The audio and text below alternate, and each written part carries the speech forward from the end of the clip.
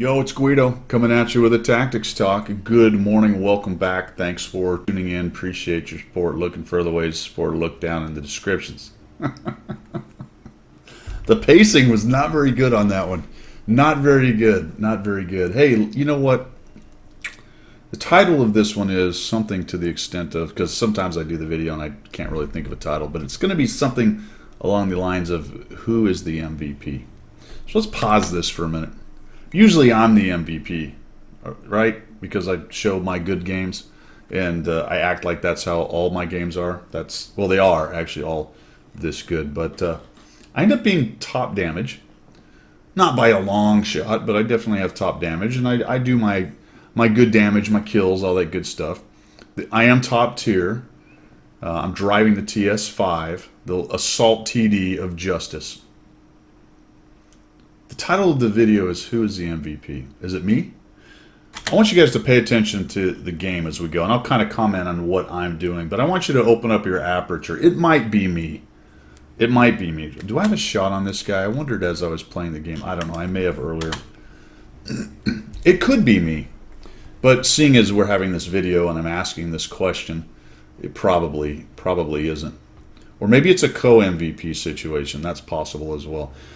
Something that has come up as I've been doing the coaching and watching everybody's replays and starting to understand a little bit more about how these matches are won, what it takes, who's doing what to who, teamwork, yada yada, is I've opened my aperture up a little bit and started to consider a little bit more of what other people are doing. And I'm going to tell you where the impetus for this was the ranked system that we just went through with the gaining and losing of chevrons and the experience requirements and who gained and who lost and who was getting screwed in that system even though they were contributing to a win.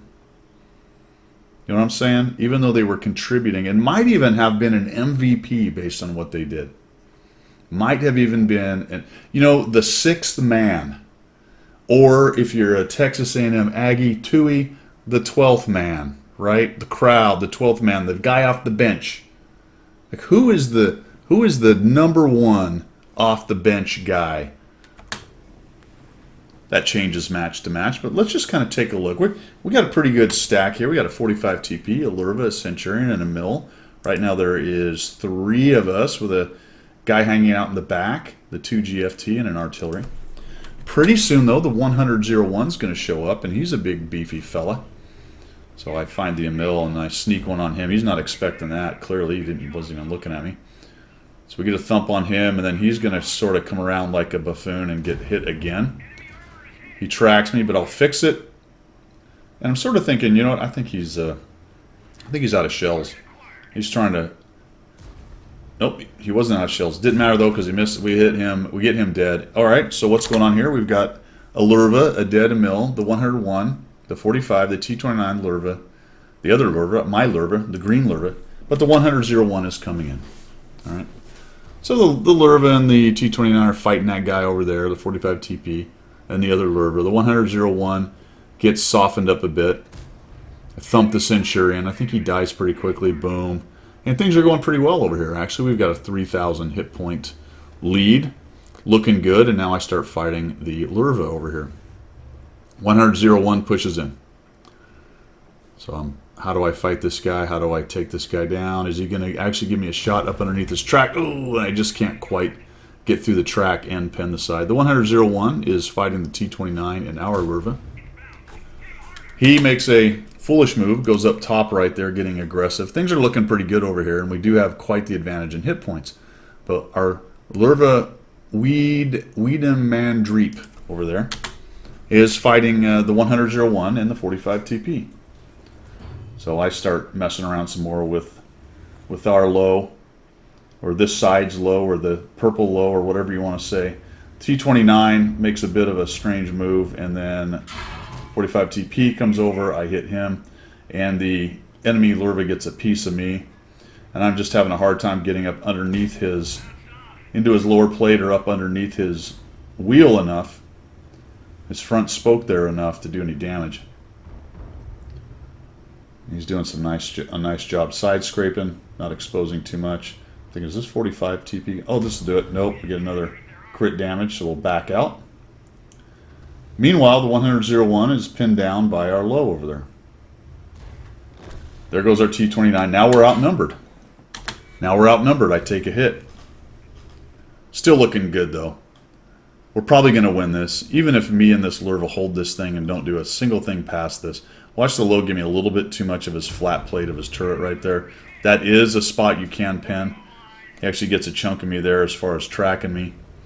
And meanwhile, our Lurva over on the other side is still keeping this 100-01 busy. Keeping the 100-01 busy. I've got 2,320 damage, 1,017 assist. This guy sort of loses his mind and just pushes in, and that is really to my benefit. I sneak another shot into his front right there, and he kind of sits there, and I don't know, maybe he's given up. I out-reload him. We'll take him down, and our Lurva is over there, and he has kept the 100-01 busy. We'll push on in. Push on in here, looking to get the 45 TP. A little bit worried about the JP, but we got this thing handled. I should have just driven around the corner. JP's not looking at me anyway. There goes the 45 TP. I just ignore the Lurva. He'll take that guy, right? Be no problem. Come over here. Oh, he just sneaks down. Let's move in. Surely the low will take care of that. I take a little peek back there. Boom, that's fine. He's still fighting this guy. Doing his best. Duking it out with the 100-01. And I'll find some armor that I can pin, and down it goes. So 4 kills, 3,149, 1,041 assist. Who's the MVP? Is it me? Well, it's a Rompel Stomp. So let's not get too crazy. It's not like any of us turned a close game into a win. But what I wanted to talk about is the Lurva, our low. Weedman Dreep from Clan Lag, who does 0 damage. You'll see the card after this. Did yeoman's work against the 100-01, kept that guy off of me. And that's kind of what I was talking about and alluding to at the beginning of the game. Now, I would much rather Weedman got in there and actually did some damage. I don't know what he was aiming at or shooting. I don't know what his loadout was. I think he's a fairly new player. If I recall, I don't remember his actual games. But he had a bit of a rough time of it. But what I will give that low credit for is he was up there with me, and he kept that 100-01 busy and the 45 TP until the 45 TP came my way. But in any event, he kept that guy. He locked down what was probably one of the scarier tanks on the enemy team. Now, if the game was a little bit closer, that might not have been enough for him to do. But he was game. He was up forward. He was trying to make it happen. And I think he had 7 shots, or maybe 7 shots, 5 hits, no pins. Had a bit of a rough time. Don't know if he had any gold or if he even carries it. But none of that really matters in the context of my discussion, that what he did was really important to that fight that we had right there. He kept that dude busy. He kept a couple of them busy for a while. And he managed to not die, which I appreciate, because what that did is it freed me up to fight these other guys over here and not have to fight a 100-01 who was able to come around the corner and kill off our Lurva and then come around behind me. So I appreciate that. And that's something that I'm starting to look for a little bit more in the replays. A lot of times it's hard to see that on the other side of the map. Clearly our guys on the other side of the map did well too, because they burned through and got everybody. So if we look at it, we had myself, the Lurva, and the T29 over here. Is that all we had, plus some guys in the back?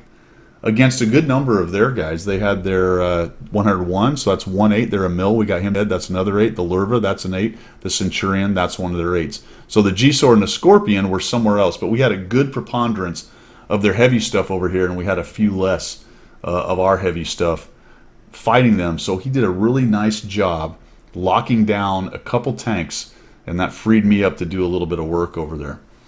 You know, you got to have those bench players. You really do. You need the supporting cast. It is a team game. Whatever you think of, it's 1v29. At the end of the day, if your team absolutely borks it, you're in for a rough day. If they can just hold their own a lot of times, you can make the difference, especially in a local area like this.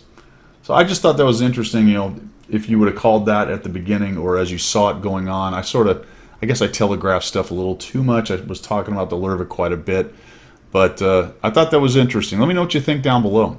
Now, I'm not sitting here telling you that I want you and your top tier to go up and just hold the guy off. usually that's not enough. But in this case, it was. And I do appreciate that he was able to kind of fight that guy to a standstill and keep him out of my chili. That's a good thing. And if that's all you can do, if you're doing it up front where the fight matters, then you're on your way. You're on your way. All right, guys, that's all I've got. Thanks for tuning in. Let me know what you think down below. See ya.